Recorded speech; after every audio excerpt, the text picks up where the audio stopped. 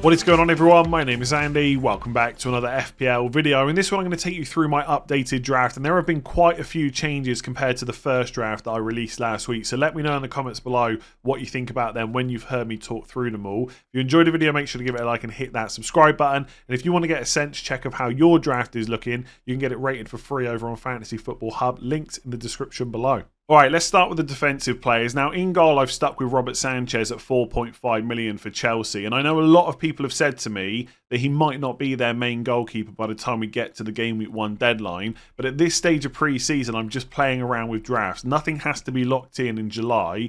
We'll gather more information. And if he does look like an issue, I'll simply sell him to someone else. As simple as that. The reports going around at the moment are that Sanchez is going to be the number one under Maresca, but they do want to sign another goalkeeper as competition. So it might be that someone else comes in as a longer term move, but not necessarily from day one. That might be enough uncertainty to make me change the goalkeeper. But right now, I like the idea of getting Chelsea's number one for 4.5.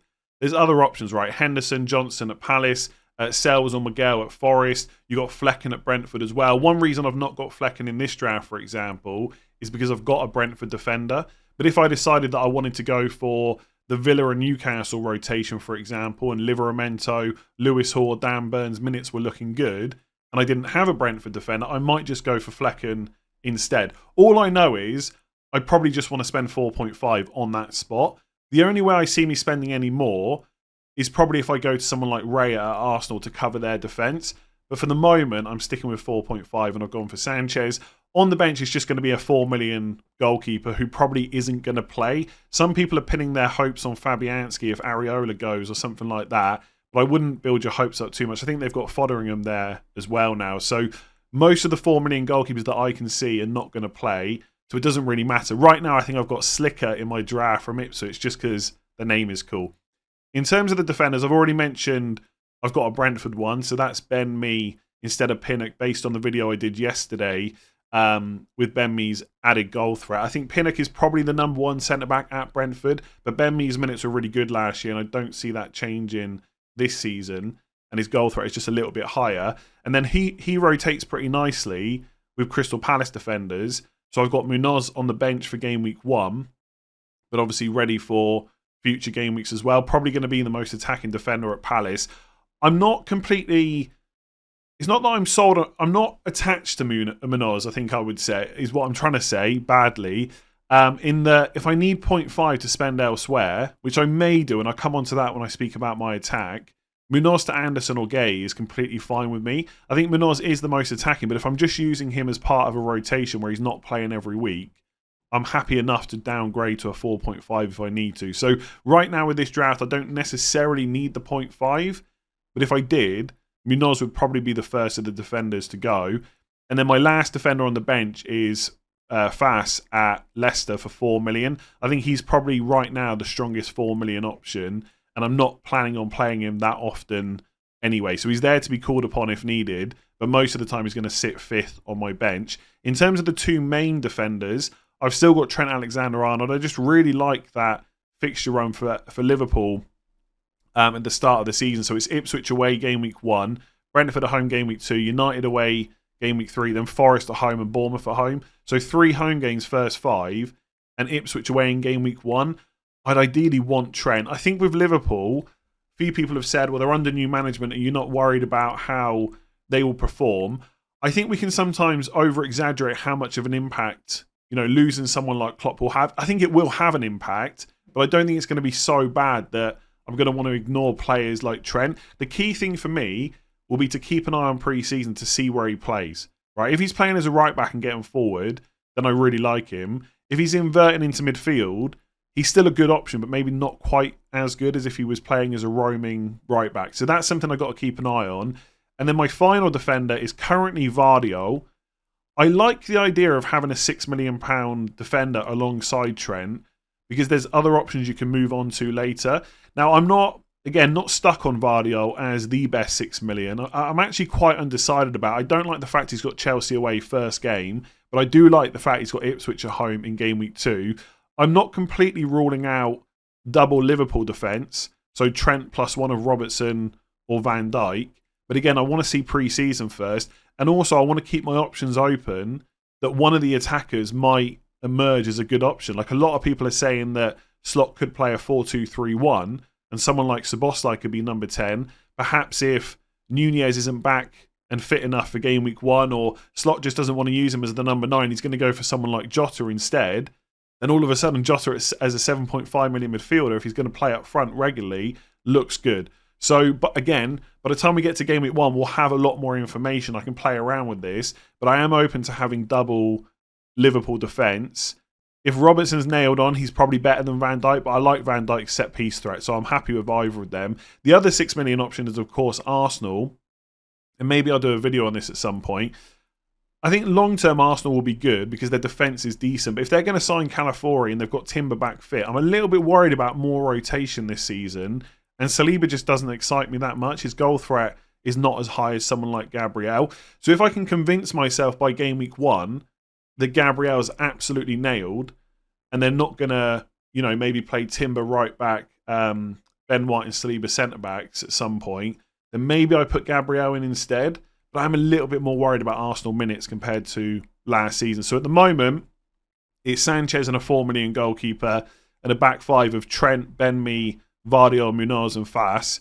But Vardiol could be a different 6 million, and I may downgrade Munoz to a different 4.5 from Palace. So my midfield is probably where the biggest amount of changes have occurred since that first draft that I released last week. If I just bring that draft up now, my 5 midfielders were Palmer and Kunku, Salah, Saka and Eze. Whereas now only one of those players survives, and that's Eze. So all the big hitters have gone. And the reason for that is I now own a certain Norwegian, which I didn't before. And I'll talk about him a bit more when we get to the forwards. My 4 midfielders now, alongside Eze, are Bailey, Gibbs-White, Gordon, and then Rodgers on the bench for 5 million at Aston Villa as a bit of an enabler, because for this squad, I'd mostly play 3-4-3. I'm not sure I'm completely happy about the fact that Anthony Gordon's my most expensive midfielder at 7.5. Like if I wanted to get to Foden, Saka, Son or Palmer, for example, it's going to cost 2 free transfers. And the thing I can't get out of my mind is that now we can roll up to 5 free transfers. I probably want to set up in game week 1 with a squad that unless I get injuries and stuff like that, I roll for at least the first couple of weeks just to start building up some transfers. It's not the be-all and end-all. Ultimately, there are going to be issues. It's going to require a lot of luck to get to 5 free transfers.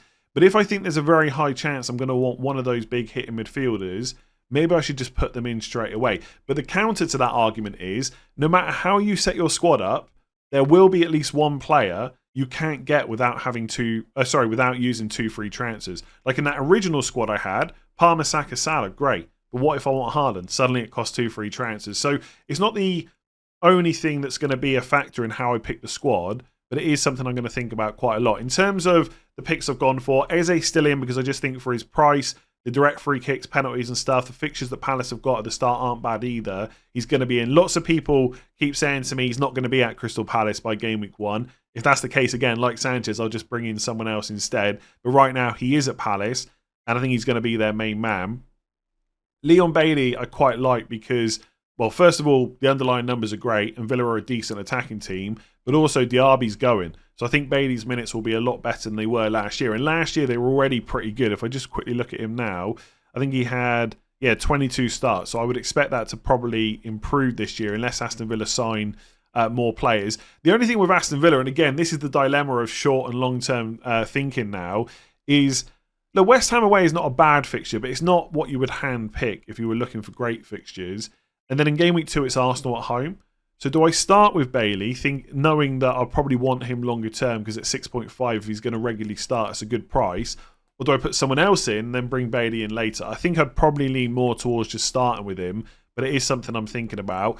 Gibbs-White, again, good fixtures for Nottingham Forest to start the season. He's absolutely nailed. The minutes are good. It's Bournemouth at home, Southampton away and Wolves at home, first 3 games. Liverpool away game week 4 is a bit tougher, but then it's Brighton away, Fulham at home anyway. So I would say that 4 or even 5 of the first 6 are perfectly fine. And he should be on penalties as well. There's a little bit of debate that maybe Chris Wood could take them if he starts because his record is so good. But the fact is, Gibbs-White has taken the last 3 penalties for Nottingham Forest, 1 last season and 2 the season before. The one thing I will say is, the one he took last year, Chris would have been subbed already. But I just think if you've taken the last 3 over the last 2 seasons, you probably just take the next one. So I'm pretty confident that Gibbs White is ahead of Chris Wood in the pecking order. So his attacking threat from open play is nothing to get excited about. But when you put together the fact that he's always on the pitch and he's got those penalties and the fixtures, I think for 6.5 he's probably a solid option. I don't have Nkunku in this draft. Again, I'm waiting for a bit more of pre-season to see. But if there's any kind of showing in pre-season that he's back in, it's not even that he's back in form. I don't really care if he scores or assists in pre-season, but I want him to be getting regular minutes. I want there to be a bit of a buzz around him in the Chelsea camp, and I want a good feeling or information that he's going to start in game week 1 and then regularly start. If there's going to be a bit of rotation and his minutes aren't going to be great, then I don't really want him. But if he looks good, he'll be back in this team. Instead of who? Gibbs White or Bailey? Maybe even Bailey, just because of the fixtures Gibbs White have got at the start. So Nkunku's still on my mind. I think Garnacho, Brennan Johnson, all really good options. Let's keep monitoring that over pre-season. And then Anthony Gordon for Newcastle. You just know what you're going to get for 7.5. Like, he's going to start all the time. His underlying numbers are good. The fixtures are good. It's as simple as that. I am pretty sure that for 6.5 million, there's probably going to be a few better options than Gordon that have got as good attacking threat from open play. The minutes might end up being as good. They could have penalties instead like Gibbs White. But I think with Gordon, you know what you're going to get. Whereas with a lot of the 6.5s, there's potential there, but you have to be sure about it. So is that worth $1 million? Maybe, maybe not. Like $1 million could be spent elsewhere, for example. So Anthony Gordon is nowhere near locked, of course. But you do know what you're going to get. And I think 7.5 is a pretty good price. And then Rodgers is someone that I'm sure a lot of people are talking about now. We've all seen that he scored 3 goals in the first 2 games for Aston Villa during pre-season. Played a lot towards the end of last season. As people pointed out in the comments when I last mentioned him, he wasn't on loan at Middlesbrough. Aston Villa bought him. I'm not sure why I got confused about that. But at 5 million, he's got the potential to massively outscore that price point. And I just think if he's going to get regular minutes for Villa, why not just have him in instead of the 4.5s that probably aren't going to be as attacking? So that's the midfield. Do I wish I had like a Saka or a Palmer in there or even a Salah? Yes. But Haaland's in now. So let's talk about it. So with the forwards, let's start with the elephant in the room. And it's not the fact that Erling Haaland's in the squad. It's the fact that Ollie Watkins is after I put him in my avoid video last week. Now, to be fair, I did say in that video it was quite close and I wasn't 100% sure that he should be included. And I also think by the time we get to game week 1, he probably won't be in my squad. But for this structure, he does fit pretty well. And the one thing I will say about him, which is massively in his favour, a bit like Anthony Gordon, to be honest, you know exactly what you're going to get. If he's fit and available, he's starting, the minutes are great, his goal threat is decent, Villa are a good team. Like he's almost like an easy set and forget, especially with the fixtures that Villa have got from game week 3 onwards. And that is playing on my mind a little bit like it is with Leon Bailey. Like I could start with someone else, but is it worth that transfer when the fixtures look so good for Villa from game week 3 onwards? Leicester away, Everton at home, Wolves at home, Ipswich away, Man United at home, Fulham away, Bournemouth at home. So from game weeks 3 to 9, they look decent. And there's nothing to say that Watkins can't get returns in the first 2 games either. So I'm by no means locked on him. And I'm going to show you how this squad could look different in a minute. But I think for this structure and what he offers for 9 million, it's pretty good. If he was confirmed to have penalties, I'm pretty sure I would just start with him. But I still think that's a little bit uncertain. Isak is still in the squad. I think his minutes at the start of the season will be good. He does have penalties. The fixtures are good too. 8.5 million is a decent price. There's a reason that he is, what is he? Yeah, he's over 50% owned at the moment. And then I've put Erling Haaland in. Now, the decision between him and Salah, for me, because I've said for a while, right, the game's not been out for that long, but in a lot of my videos I've said I'm probably just going to go with one of them. I think you can make a good draft with both, but I think it just makes more sense to have one. And the big decision really is around captaincy. So I was having to think about it for the first 5 game weeks. So I don't want to think too much longer term than that. About who's the best captain. Now, game week 1, I think it's pretty obvious it's Salah. You're Ipswich away for him and Chelsea away for Haaland. But for the next 3 game weeks, I think Haaland's the better captain. I mean, there's no debate in game week 2 that Haaland is better than Salah. He's got Ipswich at home. Salah's got Brentford at home. In game week 3, Haaland's got West Ham away and Salah's got Man United away. Now, to be fair, at times, Salah does really well against Man United, but I would hope Man United will be a little bit stronger. Plus, they're at home. So I think on paper Haaland is better. In game week 4 it's quite close because Haaland's got Brentford at home and Salah's got Forest at home. But generally over the last bearing in mind what we've seen over the last 2 seasons, if it's close, I'm always going to lean more towards probably going for Haaland. So I think 3 out of the first 4 game weeks, Haaland is better. In game week 5, it's definitely Salah. And one thing I mentioned in that first draft video last week, when I had Saka in the squad, he is an option for captaincy as an alternative to Salah in game week 1 with Wolves at home. Like, I'd rather have Salah against Ipswich away, but if Saka's going to start that game in game week 1, he's a good option against Wolves. So if I could fit him in as well as Haaland, all of a sudden I can go against Salah in game week 1 and then just captain Haaland for the next 4 weeks and then decide what to do from game week 5 onwards with hopefully my 4 free transfers or however many it is banked at that point. It might even be that Salah comes in later. So I think the decision between the two is really close, and it's probably going to be about 1, captaincy, who you're happy with going with, and also 2, whether you're happy with the overall squad. I think with the way that I've got it set up, that looks pretty good. With that, apart from the fact I don't have one of those, 9.5 million or above midfielders, but at some point something has to be sacrificed, right?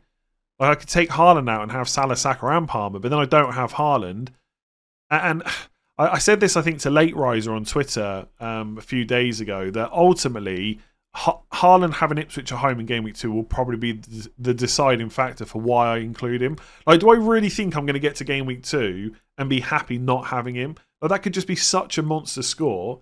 And the idea of not going for Haaland is, of course, that the rest of your squad is better, so you earn more points. But do I really want to risk that early on in the season? And another thing, just to kind of bang the Haaland drum for a second, his ownership is around 30%. Now, I think a lot of people are going to do what I've done, and by the time we get to game week 1, there'll be more squads with Haaland than there are right now. But his price is going to put people off. He's not going to be at 70% plus ownership. So all of a sudden, you've got not a differential, right? He's not 10% owned, but compared to the last 2 seasons, he probably is going to have lower ownership. And he's got Ipswich at home in game week 2. Could he go into that fixture on blank? Of course. But that's not what most people are going to be expecting.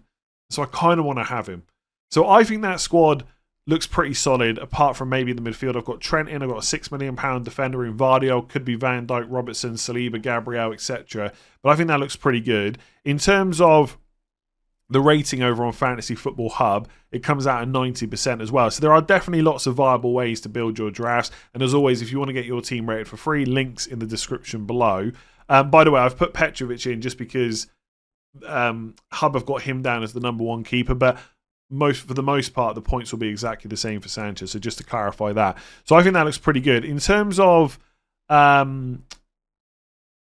changes that I could make, like with Watkins in particular, Watkins and a 6.5 million midfielder. So let's just say Watkins and Bailey. That could be Saka at 10 million. And up front, let me just put that in properly. Yeah, so Saka in midfield.